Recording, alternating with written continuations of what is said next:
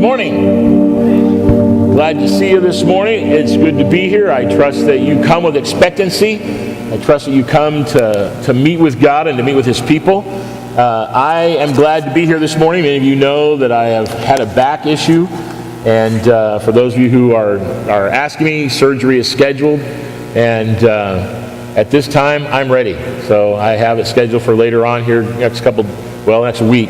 But those of you who have suffered, I have a new empathy for those who have back issues. I will tell you that. It doesn't take much to give you that empathy when you've had one. But for those of you who never had one, you see these guys walking around holding their back or bent over and saying, and you think, oh man, how bad can it be? Don't ask that question. Someday you may find out. And so I appreciate those. And I appreciate those who come even to church, and their back is hurting. And at times, I tell them even before, just make yourself comfortable, whatever it takes. If it needs to be standing up in the back or whatever, do so. And now I have a new empathy for that as well. For some, standing is difficult, and for some, sitting is difficult. But thank you for being here. I apologize if I don't get to you. I try to sit at the door here and catch you coming in and going out. But if you come in the back doors, I don't get to you. If you're a guest this morning, I apologize as well. We have life groups starting up again. Many have been in a break for this last month. Life groups are the lifeblood of our church. We hit it often, we say it often. And so those of you who are in a life group, blessings, stay in there, but be committed to it. Be committed. Life groups mean nothing if you sign up for it, go once or twice, and then stop going. And so you're going to see life group signups out there. You can stay right in the group you're in. We encourage you, if you're in a group, be in it and stay in it and be faithful. There are some changes that are going to be coming as well, but there's some new life groups. I'm doing a life group this next quarter here as we go into it. We're all going to be on the same book. It's going to match pretty much what we're going to be discussing, both with our Tracy campus as well as this campus. We'll be on the same series from a Sunday morning routine as well between Tracy campus and our campus. And then our life groups will be on the same study as well. And we're going to be looking at authentic Christianity. What makes it different? And what is a cult? What isn't a cult? And how do we recognize some of these movements of other so-called religions, so-called Christian religions as well, and what does it mean? We'll be looking at all the predominant different denominations, different issues as we go through it. So you can sign up. Now, some of you are going to see that I'm doing one out there. However, there's a qualification to mine, and that is if you've been in our church less than a year or so, or around a year and a half or less, that's who signs up for mine, okay? So if you're fairly new to our church, fairly new to our within a year or so, then that's for you to sign up for that one there, and encourage you to do so. For those of you who have been past that, you need to get in a group. For those who are in a group, stay in a group, but be committed, be faithful, be saying this is where we need to go, this is what we need to be doing. So I encourage you, it's just the lifeblood of what we do, and it's so encouraging. And that's where really our life in the church takes place. This is not going to cut it. Just coming on a Sunday morning, sitting here, just doesn't cut it. You need to have the relationships of those. You know, as Paul says every week, don't just meet somebody, greet them. That's wrong, it's backwards, but he never will get that straight. But as we say that, you can't meet somebody and really know them on a Sunday morning basis of sitting down the row from them. And so you got to get deeper in that and taking care. And that's where our life support really comes, is in our life groups. And so I encourage you to be a part of that. You can see those as you leave. You can stay right in the group you're in. We encourage you to do so. Or if you want to make a change, that's okay as well. But there'll be other groups as well. All right. I so enjoyed Pastor Paul's message last week, talking about the man who was crippled and was healed. And boy, the point is, once you're healed, why do you want to go back? Why would he go back to that? Why would he go back to that gate? Why would he go back to begging? Why? Because, man, you now have life. You now can walk. Why would you sit there and not want to walk? It was such an encouraging message. And today we're going to look at a message as well that may challenge some of you. I know it challenged me. Not in any deep theological way, but just from some of the way we have understood it. And growing up in the church as I did, many of you who have grown up in a church, you may say, well, that's not what I heard. Well, I agree, because it's not what I heard. And it's really simple. It's not life-changing, not earth-shattering at all, not even some great theological truth. But at least we'll put a spin on what really is taking place here. We love the game Simon Says. You like that game Simon Says? I was going to do that game this morning, but the problem is my Simon Says sit down. And that's it. You know, Simon Says sit down. But there's a word that Simon says that many times we don't want to use, we shouldn't use. We think to ourselves, man, that word, what word? That word just speaks, in so many ways, it's a word that speaks of a lack of faith. I disagree with that, and we'll look at that. But the issue of Simon says if. Simon says if. Have you ever thought about the word if? How often we use that? If. in so many ways that we use the word if. If I. Some of us who have a little age, little white hair or gray hair. If I got this, if I did this, if I had this. Some of you even now in a younger age are saying, as you look ahead, if I can get this, if I can do this, if I can get this contract, make this sale, if I can get this house, have this thing, if I can do this and then what? You have a then with it as well. It may line up with what really we're talking about in our focus today, or it may not. But if I could play the guitar like Paul does, if I could sing, if I could dance and have rhythm, if I could speak in front of people. You know, the number one fear is of people speaking in front of others. It is crazy. And you know what? There are people, some of you here, who break into a panic about life groups. And some of you will not go to a life group because you're afraid you're going to be asked to say something. There's an easy remedy to that. Just go and tell your leader, I don't want to say anything. And guess what? They'll say, okay, but if you ever feel like you want to, you can go ahead. And I guarantee by the third week into it, you'll be talking. Trust me. But some of you in this room will not go to a life group because of the fear of having to speak. And you know what? It's not just you who are afraid to go to life groups. I counsel some of the people attached to our church who are in areas of really leadership and areas in their company who don't want to be promoted. Because being promoted may mean that they would have to say something. And they don't want that. If I could speak, if I could make money, if I could get this job, if I would just learn Spanish, if I would just do this, if I thought I could, if I knew, if I said, all the if I's. And usually they're self-defeating or they're goal-oriented, one or the other. There's another if that we use though, and that's oftentimes if you. If you. Now think about that. Some of you use this all the time. On either spectrum. Some of you are great advice givers. Well, if you would just do this. If you would, and it's a great advice giver. And it can be positive or negative. If you will do this, if you will do that. All the advice that you may see. Some of you use it as a great blame word. Well, yes, but if you wouldn't have made me mad. If you would have put the lid down on the toilet. If you would have turned the water completely off and not let it drip. If you take the garbage out. If you would have done this, and they blame. Oh yes, I did this, but if you... And they use it as an excuse factor. Some use it as a warning. Don't they? If you, Mike, if you better not, if you make me mad. How many of you use that as a manipulative? How many people have you run into in your life that's their manipulative? If you make me, you don't want to go there. If you make me mad. Now, if you say that to somebody like me, grew up in a home full of rage, oh man, I can't wait to push that button. I mean, you just know that. I've had people who only do it once in my office in counseling. Couples, if you make me mad, oh, I want to see this. I want to see what's going to happen. Will you go nuclear? Will you just blow my office up? Will you get on the floor and pound like a little baby? You know, your feet. I want to see that. If you. It's amazing. So some of it use it as a warning, but some use it as a promise. God does. God uses the word all the time.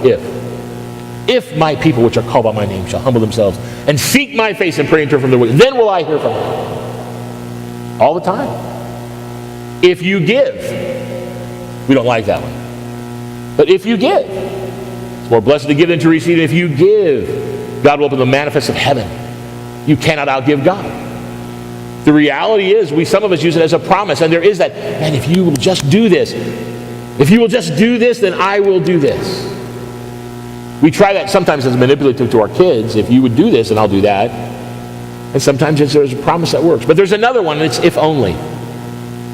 If only. Oh man, that usually deals with regrets, doesn't it? And excuses at times, but regrets. If only. If only I had this. If only I hadn't done that. If only I would have prayed more. You really see this a lot of times with illness, within the issue of disease. Well, if you only had more faith, and there are those who teach that. Well, if you only had more faith, you could be healed. Okay. If only you had more faith, you'd know what to say and what not to say. If you had wisdom. There's the issues of if only, and they deal with regrets. We look back in our life. Some use it as excuses. Well, if only they would have done that, then I wouldn't be here today. In my work especially with people in prison and over the years, even with students, many times they have that, well, if only they wouldn't have done that, then I wouldn't have to be here. Matthew chapter 14. If you have your Bible, I want you to turn to it. If not, you can use your little whatever it is electronic use that you use for a Bible, or you may just read the screen. But we're going to start in Matthew chapter 14, verse 22. Now, he had just fed 5,000 plus. It was 5,000 men that he had taken the loaves and the fishes and multiplied, and he had fed all these people. And man, everybody loves a free meal. It was like hometown buffet times 10, and they loved it, except it wasn't really, there's just two choices, fish or fish, bread or bread. That's what you get. But everybody was fed. They loved it, 5,000 plus. Just 5,000 men, not counting the women, the kids, the cat, all that. No, it was just fed. And so he comes to Matthew chapter 14 after this great multitude had been fed. And in verse 22 it says, immediately Jesus made the disciples get into the boat and go on ahead of him to the other side while he dismissed the crowd. After he had dismissed them, he went up on a mountainside by himself to pray. When evening came, he was there alone, but the boat was already a considerable distance from land, buffeted by waves because of the wind was against it. During the fourth watch of the night, Jesus went out to them, walking on the lake. When the disciples saw him walking on the lake, they were terrified. It's a ghost, they said, and cried out in fear. But Jesus immediately said to them, take courage, it is I. Don't be afraid. Lord, if it's you, Peter replied, tell me to come to you on the water. Come, he said. Then Peter got down out of the boat, walked on the water, and came toward Jesus.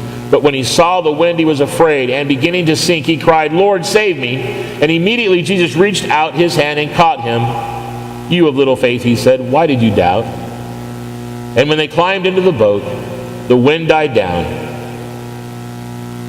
That story, we know it well. If you've grown up in church, you've heard that story. And as we come to that, here he's fed the multitude, and the multitude now they're being dispersed. He's dispersed them. He's getting gone. As we come to this, I want to know, why were they afraid? Why were the disciples afraid as you look at that? See, I grew up thinking they were afraid of the storm. They weren't afraid of the storm. It never says, even in parallel passages, were they afraid of the storm. Do you realize that this boat was manned by people who were fishermen, who knew that water, who knew the boat? They were comfortable in that boat. That was home to them. They lived in boats. Those men, many of those men were fishermen, and that's their life. So those men were entrusted to a boat. Those men were the original deadliest catch, let me just tell you. They lived it. They weren't afraid at those waves. When it says they were buffeted by waves, in other words, constrained by waves, it really means that they were going into a headwind. There were rogue waves, and they were buffeted. But they knew what they were doing. They could have easily turned around, taken the boat, and gone back home. But they were doing exactly what the Lord had told them to do. Get in the boat and go to the other side. They could have given up. With the wind that was against them, they could have turned around, ridden the wind back in, and gone back home. But they were doing exactly what he said, but they were afraid. They were afraid because when they looked out, it's not normal, guys, that you look out off your boat and you see somebody walking on the water. That is not a normal day event. And that's what terrified them. It terrified them because it wasn't normal. They tried to immediately make reasoning. What could that be? It's a ghost. It's got to be a ghost. It's got to be something that we've never seen before. And that's why they were afraid. They were in the midst of that. They were doing what they were doing. And when Jesus said, peace, hey, it's me. It's me. Don't be afraid. Now, I don't know why right then Jesus didn't calm the waves. You ever think about that? Why didn't he calm the waves right then? But he didn't. In fact, that's when Peter said, if it's you, if you really are who you say you are, I just saw you feed 5,000 people plus. We've just experienced that. And we had leftovers to take on the boat. Isn't it great? But if it's you, will you just bid me? Tell me to come to you. I want to come to you. If you are who you say you are. And he jumped out of that boat because Jesus said, come on. He jumped out of the boat. I love to think, I know I'm kind of weird, but I love to think Peter's sitting there like a little kid. I can see Peter, like Aubrey, standing on the side of the boat, jumping up and down. It's you. I'm going to come. Come on. It's you. Here we go. Jump out of that boat, hit that water. Oh my gosh. He kept his eyes on Jesus. If it's you, let me come. And it says, but when he saw the waves, when he saw that was around him, that's when he started sinking. That's when he started saying. Now notice when he was walking and focused on Jesus with all of that, he heard the wind. He didn't see the waves. The circumstances around him didn't matter because his focus was right on Jesus. But when he changed his focus on the circumstances that were around him, it's not what he heard. All of that was being heard. He was going on. He heard the wind that was howling, the waves that were crashing, the guys on the boat. I don't know what they were doing. What do you think they were doing? Were they hollering like for Michael Phelps, go baby, go, go, go? Or were they saying, what in the world's he doing? I don't know. But when he changed his focus, when he looked away from the purpose that God had intended him, that's when he started getting wet. And the question there at times as we look at this story, are your circumstances dictating your attitude? Are your circumstances in life dictating your attitude? Are you looking at the circumstances around you, hearing all the naysayers, hearing all the things, even good things, but you're hearing all these, but you've lost your focus on what your life is really to be about? To know him and make him known, to focus on him, to make him the purpose of your life. When we see Jesus, when we look to him, the author and perfecter and finisher of our faith, when we look to him and focus on him to bring glory to him in every situation and in every circumstance, and get our eyes off the circumstance and let him be God. And let him do what he needs to do and will do. Are your circumstances dictating your attitude? They're the if-onlys. If I only, or if you only had a job, or if you weren't an addict, or if I had a boyfriend or a girlfriend or a spouse, or if he wouldn't have done this, or if she wouldn't have done this, all of the circumstances that we look. And people look around and when they come in and you wonder why people feel like they're sinking and drowning because they're overwhelmed and overcome by the circumstances of their life because they've stopped looking at Jesus and saying, you know my need, my trust is in you, I'm going to trust in you. And pretty soon we start sinking because the wind's around us, the things around us. I had a simple question I asked myself. Here he is in the midst, he's sinking. Where was the life preserver? I mean, I wonder what did he do? I don't know if he even got deep enough to have to start swimming yet, or if he just got up to his knees and said, hey, well, there's a problem going on here. I don't know if he took a wave over the top. I don't know. I don't know if he said, I can swim back to the boat. I know how to swim. And the boat is safety. I'm going to go back there. Or did he say, hey, guys, throw me a rope, man. Throw me a rope. No, because in that situation, he knew where he needed to go. Did you ever realize he knew exactly where he needed to go? He took his eyes off Jesus. He took it off. But as soon as he was getting wet, when he realized these circumstances were getting dire, he put it right back on, Lord, save me. He didn't depend on himself because he knew he couldn't save himself. It wasn't worth the guys in the boat. They couldn't do it. He said, Lord, save me. And Jesus responds, oh, ye of little faith. He didn't say no faith. And some take this as a real situation within the process of looking at Peter and saying, see, he had no faith. It doesn't say he had no faith. In fact, there were others in the boat who may have demonstrated no faith. But I don't believe this was a statement of shame. I believe it was a statement, listen, you're growing in your faith. You were almost there, Peter. You almost had it. If you had just watched me, you have little faith, but it's going to grow. It's going to grow. I think Jesus was affirming him that one day you were going to stand at Pentecost and you're going to see thousands come to Jesus because of your faith in me. The other guys in the boat didn't get that. What would he have said to them? Oh, ye of no faith? Can you be grown? And the issue is he was developing a faith history. God did not put him on the shelf because, Peter, you started out well and you gave up. Or you started walking, so you're done. No. Don't you know that in his life, Peter looked back and said, man, for that long, I had faith and I was trusting in Christ. And look, I walked on the water. And when don't you think that was a life lesson that he was able to share over and over again of who are you focusing on today? Who are you focusing on for your significance? Who are you focusing on as your life preserver? Who are you focusing on as a purpose in your life? Some people put all their hope in their spouse or in their kids. They live through their kids or a job. But our only salvation is in Him. Our only preserver is in Him. Why don't you move today? Why didn't people get out of that boat? Why did the circumstances even arise? Jesus walked to the boat, took Peter, and the winds died down. See, I think Jesus knew exactly. He knew exactly. He's all-knowing. He could have stopped the waves long before He started walking on the water. He knew exactly what was going to take place, but He allowed Peter to exercise that little faith that would grow into a wellspring, that little seed of faith that would one day grow. Why don't we move today? Why don't we get out of that boat? Why don't we, in this day and age, in the boat of our life, why don't we get out and trust God in that faith? One, because of security. Well, it's safe here. It's safe in the boat. I know the boat. You have security where you're living. You have a sense of control. Well, I have security here. I don't want to risk anything. I don't want to step out and risk something. Some of you won't move because of contentment. Well, I'm content here. Things really aren't that bad. I got it pretty good. Got it pretty nice. Take my vacation, get my RV, see America. It's great. I go to work. I come home. Everything's good. It's pretty secure.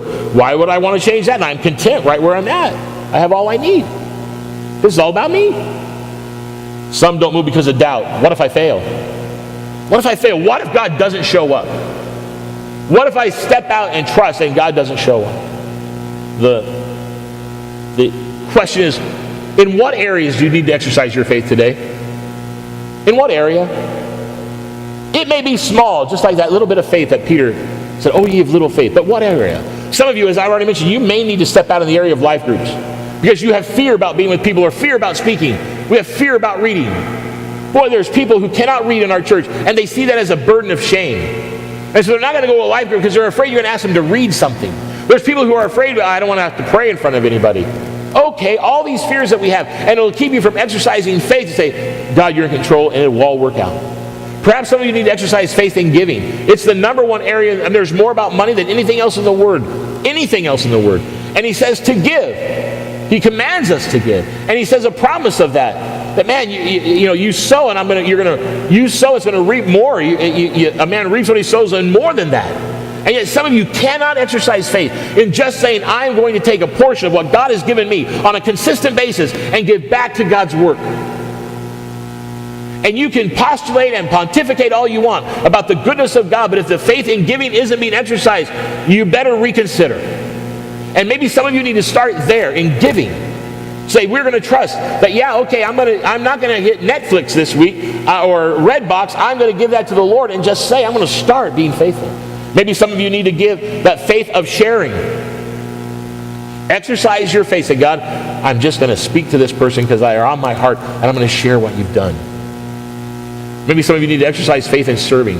Yeah, God, I know it's going to take time, and I may not be the best, but man, I'm going to serve in our nursery. I'm going to serve in Stars. We need nursery workers. We need people who will rise up and say, I'm going to be committed to serving. Maybe that's your place where you need to exercise your faith. What's your focus today? It's a simple question. I don't need to answer it for you. You answer it. What's your focus today? What's your life all about? Is your day consumed with thinking, God, how can I glorify you this day? How can I see your wonder on display? Or is it something else? And last, I want to challenge you. What if? Not in the negative. Not the if I, not the if you, not the if only, but what if? What if you trusted God today, made a determination today, say, God, I'm going to exercise what little faith I have, and I want to see it grow. But what if? What if you dreamed of what God could do with your life? What if you just took a moment and put all the excuses away, all of the doubts away, all the fears away, and say, God, what could you do in my life, in my sphere of influence? What if? What if I did this? What if I trusted you and stepped out? What if I said, God, man, I'm going to become this. I'm going to do this in the name of you to give glory to you. I'm going to do this. What if you just dreamed? If you ask the question of God, I don't want to be content within the things of this world. I want to be made uncomfortable, and I want to serve you. What if you just said, God, how can you stretch me today? Could you do that? And in what areas might He just move mightily? Let's not let ifs become an excuse. Let's make if the issue of what if God could do what He could do. Let's pray.